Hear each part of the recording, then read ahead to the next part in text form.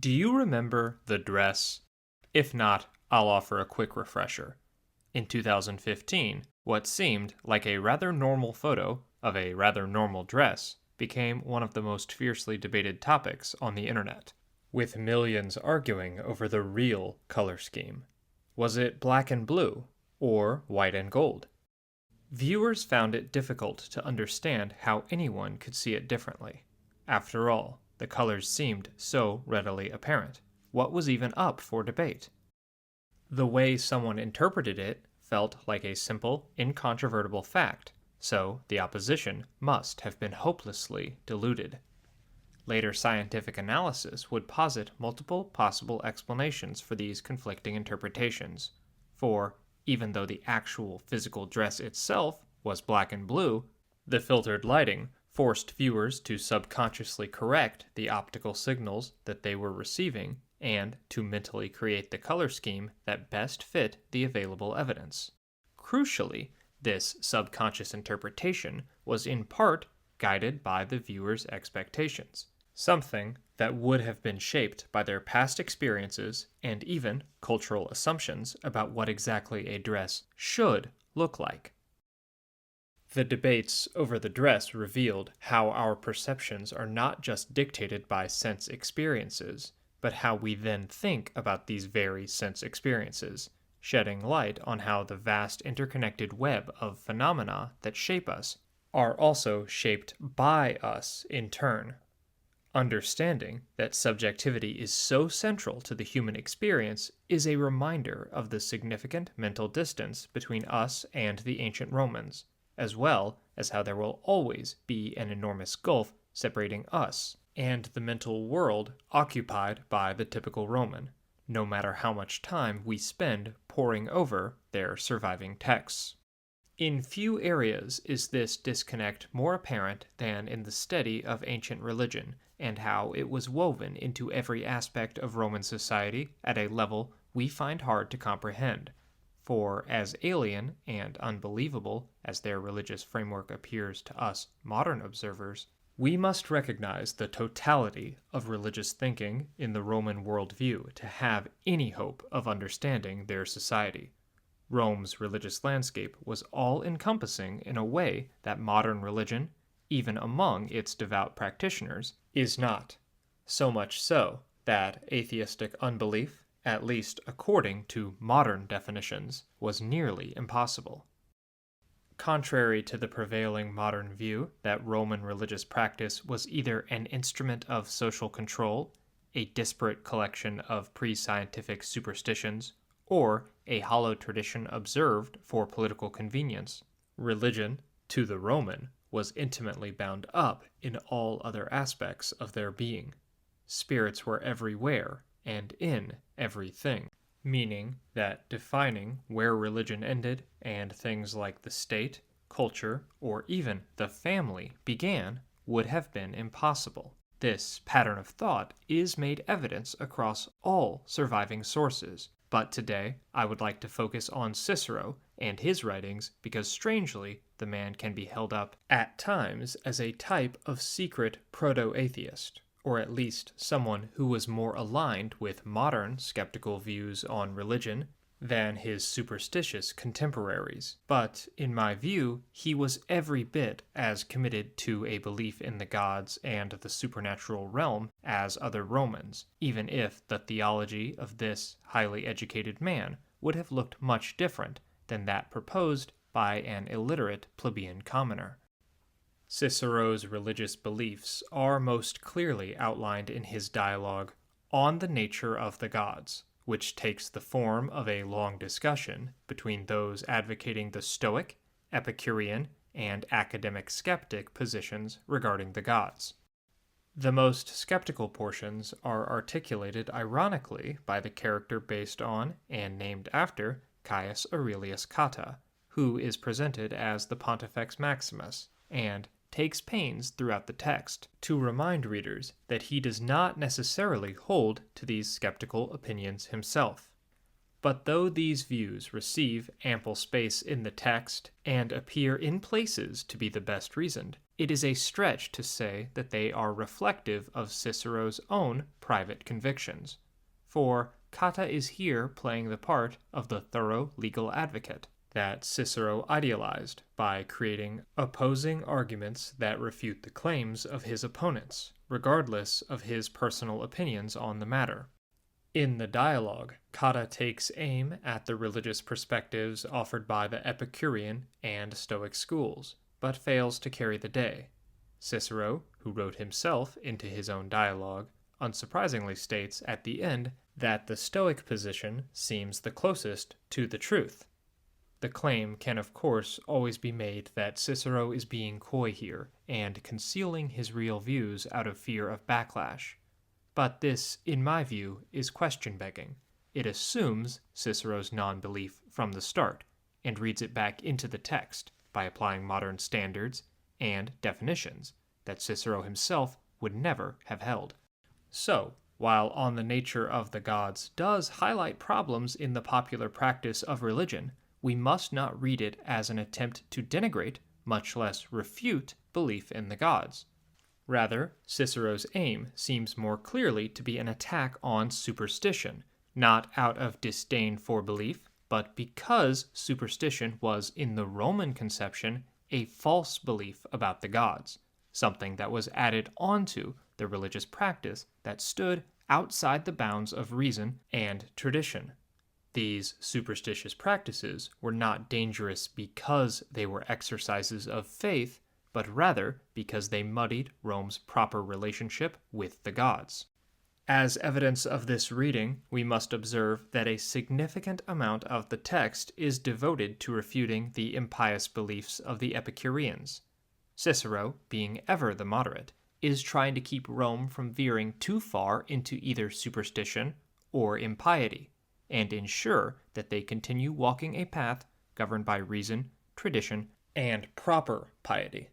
As such, he balances the arguments of the schools against each other to illuminate his middle path, where the gods are shown the appropriate respect that is due to them. If you're enjoying this video, please do us a favor by liking, commenting, and subscribing. We're a small channel, and this is the only way to get the almighty YouTube algorithm to notice us. Furthermore, you can help Tribunate become more sustainable by becoming a member for as little as 99 cents a month. Thank you for all of your support. But even if we were to posit Cicero as a critic, then the text still allows us to go no further than saying that he sought not to eliminate religion, but to refine it, out of a belief that purging excesses and superstitions would provide for a more concrete ground of belief for Roman religion. Presenting Cicero as a philosophically minded reformer and not an anti-religious campaigner is unavoidable because of the ample evidence in his works of a belief in religion as foundational to social order and a matter of civic duty. This was a view shared, with only minor variations, by all our sources, and though it may sound to us like an acknowledgement that religion existed as a tool for social control, we must recall that Cicero and his like-minded contemporaries would never have understood these as separate or opposing motivations for articulating the importance of religion. Religion and state were so inextricably bound up within one another that the existence of one of these pillars validated the existence of the other. Even his work on Divination, where Cicero ridicules most sharply certain aspects of Roman religious tradition, should still be viewed as an effort to reform religious practice, to remove superstition, so that the valid core of religion is emphasized all the more. So despite Cicero's willingness to indulge in, and even perpetuate, skeptical arguments against aspects of popular Roman religion, projecting any ideas like modern atheism onto him is simply not a tenable position. To do so requires lifting certain passages out of context and ignoring the vast corpus of his work, by pretending that any statement of forthright belief was in reality him attempting to avoid consequences for unbelief. This is a double standard that requires a privileged look into Cicero's own head that none of us have. But, going beyond Cicero himself, it must be noted that purely material modern atheism was not held in ancient Rome at all. Several non-believers are named by Cicero in On the Nature of the Gods, but we must be left to wonder if their cosmology would have aligned with strict materialism. And besides, all these thinkers were Greek, a point that the dialogue makes clear to cast them as foreign and separate from the Roman polity. But before discussing this point further, and because I can already hear people at their keyboards incensed by this position, I want to reiterate that the Roman view of atheism versus belief should carry almost no weight in the modern discussion of this important question. What the Romans did or did not believe is not in itself evidence that a position is more valid. We have to look at atheism and belief through the light of modern evidence and philosophic argument, and not appeal to Rome to solve the debate for us. A number of causes can be given for the lack of any atheist dimension to Roman thought, including the difficulty of developing explanations for unknown phenomena in a pre-scientific age, but the most influential in my view was the religious environment that transferred theological debate from the question of whether or not the gods existed to discussions of how they existed and what they did. Even the Epicurean position in Cicero's dialogue is not that the gods don't exist, it's that they live happy, blessed lives separate from us and are uninvolved in human affairs. It's the most secular position by far, but even an Epicurean of this school would have not just held the gods up as existing, but even encouraged others to be like the gods in their bliss. The polytheist framework, then, was not just a default assumption, but a system of beliefs that permeated all aspects of life, from public rituals to private beliefs, so much so that it was difficult to think outside of these bounds. As mentioned earlier in the discussion of the dress, we are not able to perfectly interpret external stimuli we receive from the world, and our interpretations are inevitably guided by past experiences and expectations. A Roman would have occupied a mental landscape so divergent from our own that commonplace phenomena like the wind or the rain that even modern-day believers have no issue attributing to natural causes would have been imbued with spiritual power and would have undergirded their framework of beliefs. If such natural events were seen through a spiritual lens, how much more so would the complex emotions such as love, grief, and joy that form the core of the human experience been seen as peaks into the realm of divine truth by the average Roman?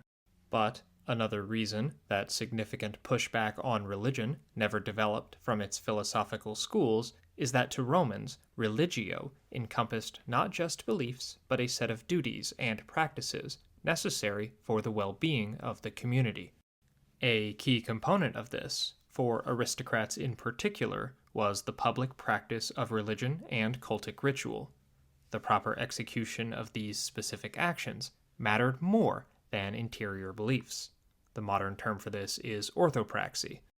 Furthermore, there was no central text to which theological disputes could be referred, allowing for openness and a wide variety of belief that would in turn have made even the most skeptically minded philosopher feel that he was not chafing under the yoke of oppressive religion. The only requirement was that he behave correctly and make the right sacrifices. He was free to believe whatever he wanted. Julius Caesar was a devotee of Epicurean philosophy and was thus at odds with many aspects of traditional Roman religion. Yet, none seemed to believe he was unfit for the office of Pontifex Maximus due to his unique theological perspective. He performed all the necessary actions according to ritual, so there was thus no grounds for complaint. In addition, we must remember that there would not have been any great hesitation to perform these actions on the part of our hypothetical skeptic philosopher, as the tight relation between the gods and the existing social order meant that in offering worship to the pantheon of deities, he was simultaneously venerating the state, the family, and all other aspects of society. If his sacrifice was made with these ideals in his heart, or maybe even an affinity for his own personal philosophic school, then this mattered not, so long as the proper protocol was followed.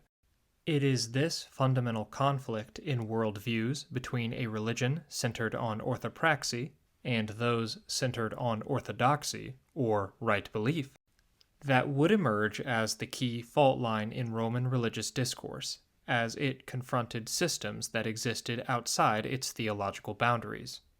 Romans had great difficulty understanding why Jews were so protective of their monotheistic creed, and were equally baffled by the emergence of the Christian community from within Judaism, which also placed an emphasis on belief and behavior as fundamentally aligned and inseparable. Persecutions of the church would revolve around the refusal of the Christians to sacrifice to the emperor, something that we now understand as conflicting with core monotheistic values, but that a Roman would have found perplexing. Civic authorities did not care if the Christian really believed that the emperor was a god. All they wanted was for the action to be completed.